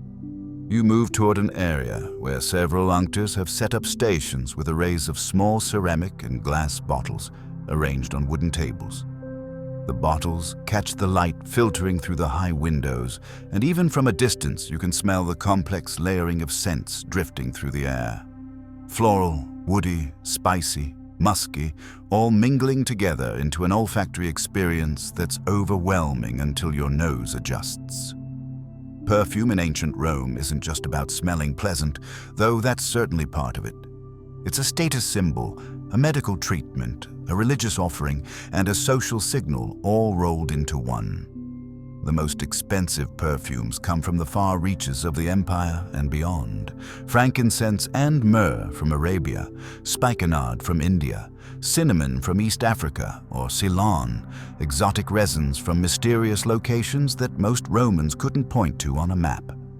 These substances traveled thousands of miles along trade routes, passing through multiple intermediaries, accumulating costs at each stage until a small vial of the rarest perfumes could cost as much as a year's salary for an average worker. Wearing these scents announced to everyone within smelling distance that you had money to burn, literally, since incense burning was one of the primary uses for these same substances. The perfume industry in Rome was substantial and sophisticated. Perfume makers, called unguentarii, operated shops throughout the city where they blended custom scents for wealthy clients. They guarded their recipes jealously, and successful perfumers could become quite wealthy themselves. The techniques involved macerating plant materials in oil or wine, sometimes for months, then straining and blending the infused liquids with other ingredients. They didn't have alcohol-based perfumes like modern fragrances. Those wouldn't be developed until medieval Islamic chemists figured out distillation. So Roman perfumes were oil-based, which meant they sat on the skin rather than evaporating quickly, creating longer-lasting but heavier scents. You approach one of the unctors, and he gestures to his collection of bottles with practiced salesmanship. He offers to let you smell several options, uncorking small vials and waving them near your face. The first is rose oil, probably the most popular perfume in Rome. It's intensely floral, but also green and complex, nothing like the clean, simple rose scents in modern perfumes. This smells alive, almost too much, the olfactory equivalent of being hit in the face with an entire rose bush.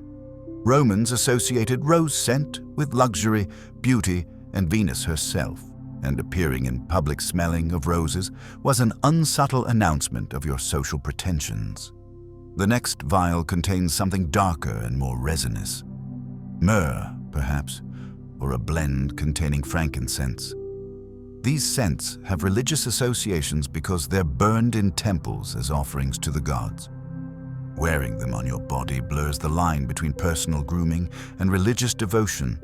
The smell is woody, slightly smoky, with an almost medicinal sharpness underneath. Roman medical writers claimed these resins had healing properties, that they could ward off disease and purify corrupted air. Modern aromatherapy advocates would probably agree these scents have psychological effects, though not for the reasons Romans believed. Another bottle contains something that smells distinctly animal. Musk or civet, secretions from glands of mammals imported at enormous expense from Africa or Asia. These animalic notes were prized for their complexity and their supposed aphrodisiac properties. Romans believed certain scents could inflame passion, cool anger, or influence emotions in specific ways. The perfumer Dioscorides wrote an entire treatise on perfumes and their effects, claiming that rose could soothe headaches, that iris root scent aided digestion, and that cinnamon stimulated the mind. Whether any of this was true or purely placebo effect is, predictably, still debated by historians studying ancient medicine. The Unctor recommends a layering approach, applying different scents to different parts of your body to create a complex, evolving scent profile as people encounter you. This is apparently sophisticated Roman perfume theory. Rose oil on your arms and chest because those are the parts people might embrace or sit near. Something with myrrh or frankincense on your neck where the scent will rise to your own nose throughout the day. Perhaps a touch of something spicy, cardamom or cinnamon in your hair, if you have any hair, because body heat there will make the scent more volatile and noticeable. The total cost for this full treatment would be substantial, more than many Romans could afford regularly. But for those who can pay, it's the finishing touch that transforms you from merely clean to properly groomed according to elite standards. If you can't afford custom perfume application, there are cheaper options. Some bathers bring their own small vials of scented oil from home. Not the expensive imported stuff, but locally produced olive oil infused with whatever plants they could grow or gather. Lavender grew wild in many Mediterranean regions and made a decent perfume base. Local flowers could be macerated in oil, creating humble versions of the luxury products. These homemade perfumes lacked the exotic prestige of imported ingredients, but they served the basic function of making you smell like something other than sweat and olive oil. For the truly poor, even basic scented oil might be out of reach. They'd leave the baths smelling of plain olive oil, perhaps with lingering traces of the sulfur some bath attendants burned as a disinfectant. There's a social dimension here. You could identify someone's economic status partly by how they smelled after bathing. The wealthy wafted rose and myrrh. The middle classes might manage lavender or rosemary. The poor smelled like olive oil and cleaning products. Scent became another marker of social hierarchy, another way Romans could assess and judge each other. The Unctor is now actually applying oil to your skin with practiced efficiency. His hands are warm and strong, working the perfumed oil into your arms with firm strokes that are part massage, part application technique. The oil sits on your skin's surface, creating that characteristic sheen that marks a properly bathed Roman. You're essentially waterproofing yourself with oil, which seems counterproductive after all that bathing. But this is the Roman way. The oil is supposed to protect your skin from the elements, lock in the benefits of the bathing process, and make you smell impressive for the rest of the day. You emerge from the bathhouse finally, after perhaps 2 or 3 hours inside, thoroughly scraped, heated, frozen, and oiled. Your skin feels different. Tighter, smoother, somehow more alive. You smell like a walking advertisement for Mediterranean trade networks. Every other person you pass on the street has probably gone through a similar process today or will do so before evening. This is what it means to be Roman, to participate in this elaborate daily ritual that's part hygiene, part social bonding, part status display, and part endurance test. You're walking toward the exit now, feeling clean and perfumed and thoroughly Roman. But before we leave the bathhouse behind entirely, we need to talk about the aspects of this experience that weren't quite as pleasant as the propaganda suggested. Roman writers loved to celebrate their bathing culture as evidence of civilization and sophistication, but they occasionally mentioned, usually in passing or as complaints, the various dangers and unpleasantnesses that came with cramming thousands of naked people into enclosed spaces with extreme temperatures, slippery floors, and limited supervision. The baths weren't always the serene, healthful paradise that idealized descriptions presented. Theft was absolutely rampant. We mentioned the capsari earlier, the attendants who were supposed to guard clothing, but even with guards, valuable items disappeared constantly from bathhouses. Thieves operated in the changing rooms, watching for moments when guards were distracted or when wealthy patrons set down expensive cloaks without adequate supervision. The crowded conditions made it easy for a skilled thief to grab something and disappear into the mass of bodies before anyone noticed. Roman legal sources and literature are full of references to bathhouse theft.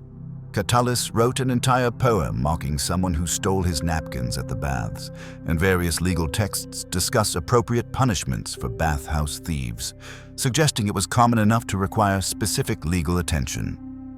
The more organized criminals operated in groups. One person would create a distraction, starting an argument, pretending to faint, knocking over a table of oil bottles, while accomplices grabbed valuables and passed them off to yet another person who'd leave immediately with the stolen goods. Some bathhouses developed reputations as particularly risky for theft, and cautious Romans avoided them or brought minimal belongings when they did visit. The truly wealthy traveled with enslaved guards whose sole job was protecting their master's property. But this level of security wasn't available to most people, who just had to accept that bathhouse visits came with theft risk. Disease transmission was another hazard that Romans didn't fully understand, but definitely experienced. Without germ theory, they couldn't comprehend that the warm, moist environment of bathhouses, combined with hundreds of naked bodies sharing water, created ideal conditions for spreading all sorts of infections. Skin diseases passed easily in communal baths. Fungal infections, bacterial infections, various forms of dermatitis. Eye infections spread through contaminated water. Respiratory illnesses transmitted through the enclosed steamy air. Intestinal parasites found new hosts when people with poor hygiene shared pools. Roman medical texts occasionally note that certain diseases seem to spread through bathhouses, but the writers attributed this to corrupted humors or bad air rather than understanding actual pathogen transmission. More serious infectious diseases also used bathhouses as transmission vectors. During plague outbreaks, which struck Rome periodically, some physicians did recommend avoiding public baths, recognizing empirically that sick people and healthy people sharing enclosed spaces led to more sick people, even if they didn't understand why. The Antonine Plague in the 160s CE and the Plague of Cyprian in the 250s CE both killed enormous percentages of Rome's population, and scholars studying these pandemics note that Roman bathing culture probably accelerated disease spread, though quantifying the effect is impossible with available evidence. Physical injuries were surprisingly common. The marble floors, constantly wet from splashing and humidity, were incredibly slippery. People fell regularly, and falls onto marble from any height could cause serious injuries. Broken bones, head trauma, sometimes death if someone hit just wrong and drowned in a pool before anyone noticed. The pools themselves posed drowning risks, particularly in the deeper natatio swimming pools. Romans didn't have organized lifeguards or swimming instruction as standard, so people who couldn't swim well might get in over their heads, literally. Children were especially vulnerable, and Roman funerary inscriptions occasionally commemorate young people who drowned in bathhouses, suggesting it happened often enough that families had standard language for this type of death. The extreme temperatures caused medical emergencies. Heat stroke was a real risk in the Caldarium, especially for people who stayed too long trying to prove their toughness or who had underlying health conditions they didn't know about. The sudden cold shock of the Frigidarium could trigger cardiac events in susceptible individuals. Roman sources mention people collapsing in the baths, and while writers sometimes attributed these incidents to divine punishment or moral failing, we can recognize them as straightforward medical crises caused by subjecting bodies to environmental extremes they couldn't handle. Structural failures, while rare, were catastrophic when they occurred. The hypocaust system involved furnaces, heated air flowing through confined spaces, and enormous weight from marble floors and pools of water, all supported by pillars and arches. Sometimes things went wrong. Hypocaust chambers could overheat, causing floor tiles to crack and potentially collapse. Steam pressure could build up and cause explosions in enclosed spaces.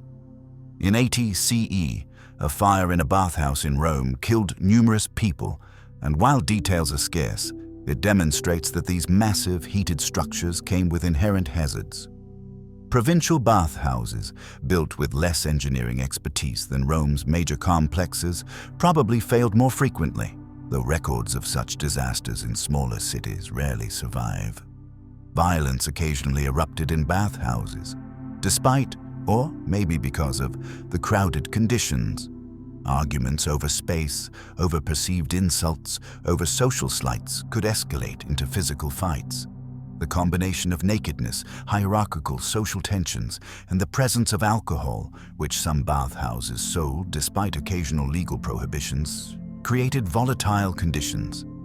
Gangs sometimes used bathhouses as meeting places or even as venues for settling scores, knowing that in the chaos and crowds, violence could occur without easy identification of perpetrators. Most bathhouses probably had informal security, large enslaved workers or hired muscle who could break up fights. But this wasn't standardized or always effective. Sexual activity and prostitution occurred in some bathhouses, though the extent and openness of this varied by location, time period, and official tolerance. Some baths had reputations as places where sexual encounters could be arranged or directly purchased. Legal sources prohibiting such activities suggest they were common enough to require prohibition, and the fact that the prohibitions had to be repeatedly issued suggests they weren't particularly effective. Conservative Roman writers complained about moral corruption in the baths, with mixed bathing being a particular source of outrage, though whether they were describing widespread reality or amplifying isolated incidents to make moral points is, as always, debated by historians. The cumulative effect of all these hazards was that bathhouses, despite their central role in Roman life, were also spaces of real risk. Most people, most of the time, had uneventful bathing experiences, but everyone knew someone who'd been robbed, who'd gotten sick after the baths, who'd witnessed a drowning, or who'd slipped and broken something. Romans accepted these risks as the price of participation in this fundamental cultural institution, the same way modern people accept traffic risks as the price of driving. The benefits, social connection, cleanliness, pleasure, health benefits, real or imagined, outweighed the dangers for most Romans most of the time, but that doesn't mean the dangers weren't real. You step out of the bathhouse into the late afternoon light, thoroughly bathed and oiled according to proper Roman tradition. But this bathing culture you've just experienced, this elaborate infrastructure of heated rooms and flowing water, these social rituals and daily habits, won't last forever. Over the coming centuries, the Roman bathing tradition that seemed so permanent and essential will gradually collapse, transformed, and in many places disappear entirely, leaving medieval Europeans to go centuries without anything approaching this level of organized public hygiene. The decline of bath culture is a complex story involving religion, economics, infrastructure failure, and shifting cultural values, and historians still debate the relative importance of different factors. Christianity's rise played a significant role, though not in the simple way it's sometimes portrayed. Early Christians didn't oppose cleanliness itself. That's a misconception. But they were deeply suspicious of the social and moral aspects of Roman bathing culture. The communal nakedness bothered Christian moralists who emphasized modesty. The sensual pleasures of perfumed oils and massage seemed to celebrate bodily indulgence over spiritual discipline. The time spent at baths, the gossip and social climbing and business dealings all struck Christian writers as distractions from prayer and contemplation. The association between some bathhouses and prostitution or sexual activity particularly horrified Christian authorities, trying to establish strict moral codes around sexuality. Early Christian writers like Clement of Alexandria and Tertullian wrote extensively about appropriate bathing behavior for Christians. They generally permitted bathing for cleanliness and health, but condemned bathing for pleasure or social purposes. They recommended modest bathing with minimal nudity, brief sessions rather than extended lounging, and avoiding mixed-gender facilities entirely. Some particularly ascetic Christians advocated minimal bathing as a form of mortification of the flesh, believing that bodily discomfort brought spiritual benefits. Saints' lives celebrate holy individuals who went years without bathing, their unwashed bodies supposedly emanating sweet odors as signs of sanctity, a complete inversion of Roman values where pleasant scent came from perfumes and grooming. As Christianity became the official religion of the empire in the 4th century, these attitudes began influencing public policy. Some emperors issued laws restricting bathhouse operations, particularly mixed bathing. Christian bishops sometimes discouraged their congregations from frequent bathhouse visits or prohibited clergy from working as bath attendants. The elaborate pagan rituals associated with some therapeutic springs and baths were banned or Christianized, with temples to water deities replaced by churches dedicated to saints. The cultural meaning of bathing shifted from civic virtue and social participation to something more morally ambiguous that required careful Christian regulation. But religious attitudes alone didn't kill Roman bath culture. Economic and infrastructure collapse played equally important roles. The massive bath complexes depended on functioning aqueducts bringing fresh water from miles away, on steady supplies of wood or charcoal for heating, on organized labor forces for maintenance and operation, on wealthy patrons or municipal funds paying for upkeep and repairs. As the Western Roman Empire fragmented in the 5th and 6th centuries, all these support systems gradually broke down. Aqueducts fell into disrepair when there was no centralized authority to maintain them. Wood supplies became irregular as trade networks collapsed.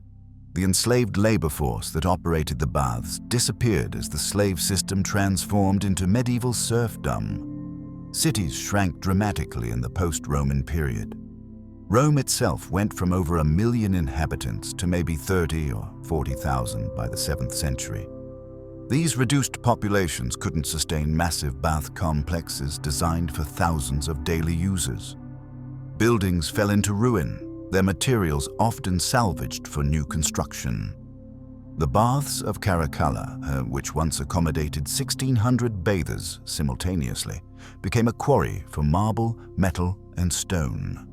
Churches and medieval fortifications incorporated architectural elements from destroyed bathhouses.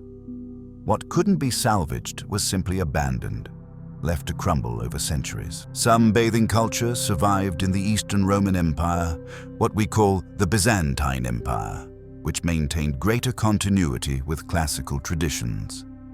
Constantinople and other eastern cities kept public baths operating, though often on a smaller scale and with more restrictions around modesty and moral behavior. Islamic civilization, emerging in the 7th century, adopted and adapted Roman bathing traditions, creating the hammam culture that preserved many Roman techniques: the hot rooms, the scraping with specialized tools, the sequential temperature changes, while Islamicizing the rituals and social rules. In this sense, Roman bathing culture didn't entirely die. It transformed and continued in different cultural contexts. In Western Europe, though, large-scale public bathing essentially disappeared for centuries. Medieval Europeans did bathe, contrary to popular myths about universal filthiness, but bathing meant something different than it had for Romans. It might be occasional washing in a wooden tub at home, or visiting a river or stream in warm weather, or using public bathhouses that were far simpler than Roman thermae. Often just single rooms with tubs, no hypocaust heating, no elaborate sequences of temperatures.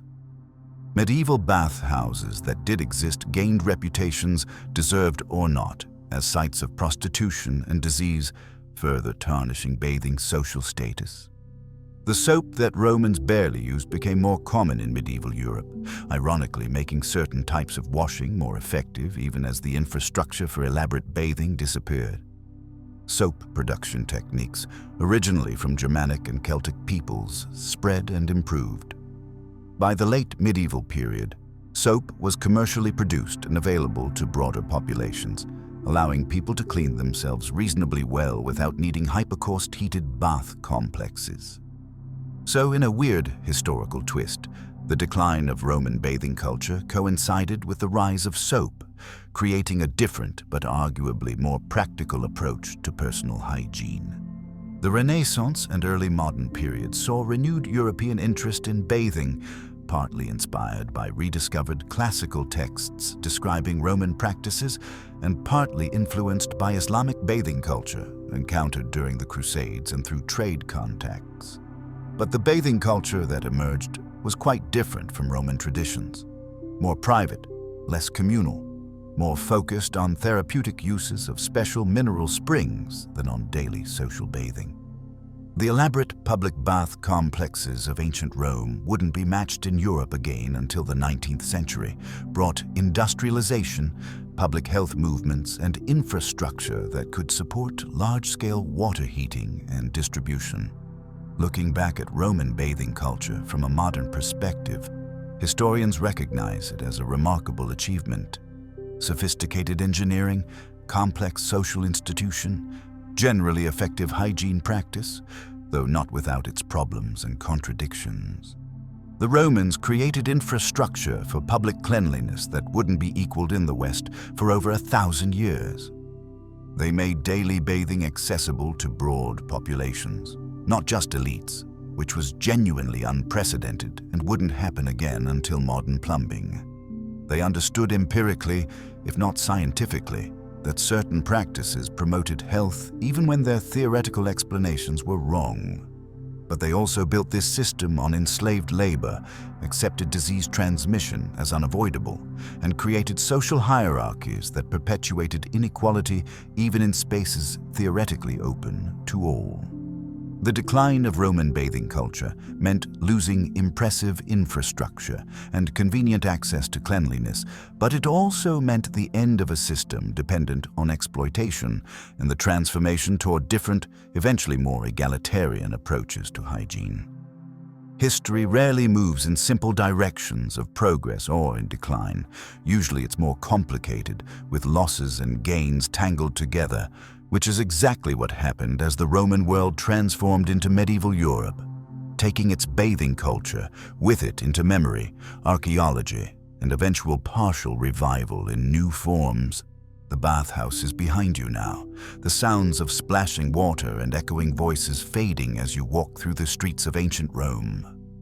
The late afternoon sun is warm on your oiled skin, and you carry with you the scent of roses and myrrh, the smooth feeling of scraped and heated flesh, the slightly dazed sensation that comes from subjecting your body to extremes of temperature and emerging somehow refreshed on the other side.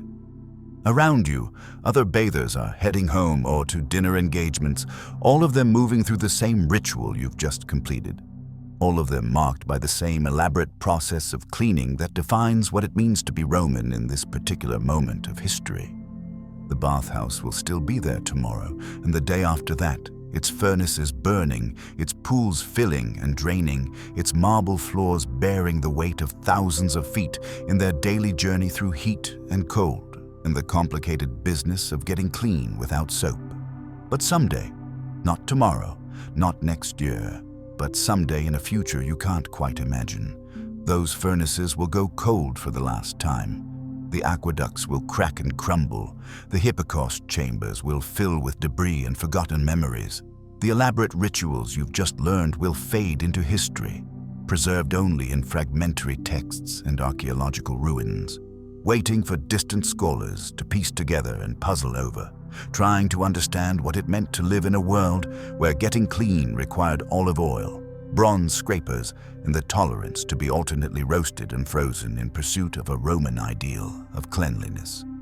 For now, though, the baths are alive, thriving, essential. For now, you're clean in the way Romans understand cleanliness. Scraped, heated, shocked, oiled, perfumed, and properly prepared to rejoin society. The oil on your skin catches the golden light of early evening, and somewhere in the distance, another bathhouse is filling with its evening crowd. The cycle beginning again as it has every day for centuries, and will continue for a few centuries more before history moves on and transforms these marble palaces of water and steam into haunting ruins that future generations will visit, wondering what it must have been like to bathe as the Romans did, before soap, before modern plumbing, in that lost world of hypocausts and strigils and communal nakedness that somehow made sense in its own time and place. You're drifting now between ancient Rome and your own warm bed, between the sensation of cold water shocking your overheated skin and the gentle comfort of blankets settling around you. The details are blurring pleasantly. The specific temperature of the Caldarium, the exact angle of the Strigil, the particular blend of perfumes, all of it softening into the kind of memory that dreams are made from. Your own skin feels clean under your sheets, though you achieved it with soap and hot water from a shower head rather than oil in a bronze blade. The distance between that Roman bathhouse and your bedroom is measured in centuries and technologies and completely different assumptions about bodies and cleanliness and what it means to prepare yourself for the world. The Romans are sleeping now too. Those ancient bathers, the furnace workers and oil scrapers and wealthy patrons and enslaved attendants, all of them gone into the same long rest, their bathhouses crumbled and excavated and studied and imagined. But for a few hours tonight, you walked through their world, felt what they felt, participated in their rituals, understood just a little bit what daily life meant in a civilization that valued hot water and cold plunges and the systematic removal of olive oil from skin as fundamental expressions of culture and identity. Sleep is pulling you deeper now, the story fading into comfortable darkness, your breathing slowing to match the gentle rhythm of rest. The bathhouse is still there in your mind, but it's getting quieter, the voices echoing off marble walls becoming softer, more distant, blending into the white noise of your fan or the ambient sounds of night, transforming from history lesson into dream landscape where time doesn't work quite right and Romans and modern people exist in the same space. All of us just trying to get clean, all of us navigating the complicated relationship between our bodies and water and the rituals we invent to mark the boundary between dirty and clean. Chaos and order, the day's work and the evening's rest. The ancient world is settling around you like a familiar blanket, warm and strange, and somehow comforting in its strangeness. Those Romans figured out their approach to cleanliness without any of the tools we take for granted, and while their methods seem elaborate and sometimes uncomfortable, they worked well enough to sustain an empire for centuries. There's something almost peaceful about that. The knowledge that humans have always found ways to solve basic problems, that we've always created rituals around the simple necessity of washing our bodies, that we've always built elaborate systems and social meanings around water and cleanliness and the daily renewal that comes from feeling clean after feeling dirty. Your breathing is deep, and even now, and if you're still following this story, you're doing it from somewhere on the edge of sleep, where history and dream overlap and a Roman bathhouse 2,000 years gone can exist in the same moment as your bedroom tonight, all of it connected by the simple human need to rest at the end of the day.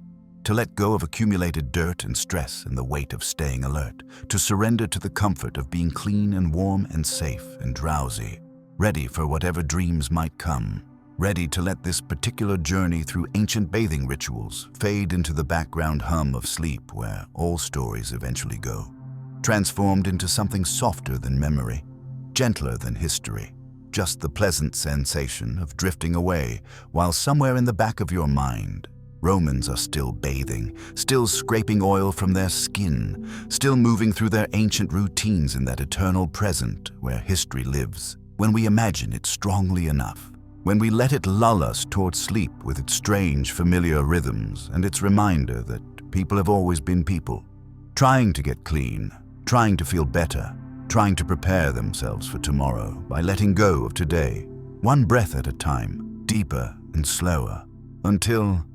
Full article complete. Sleep well, and thank you for traveling through history with me tonight.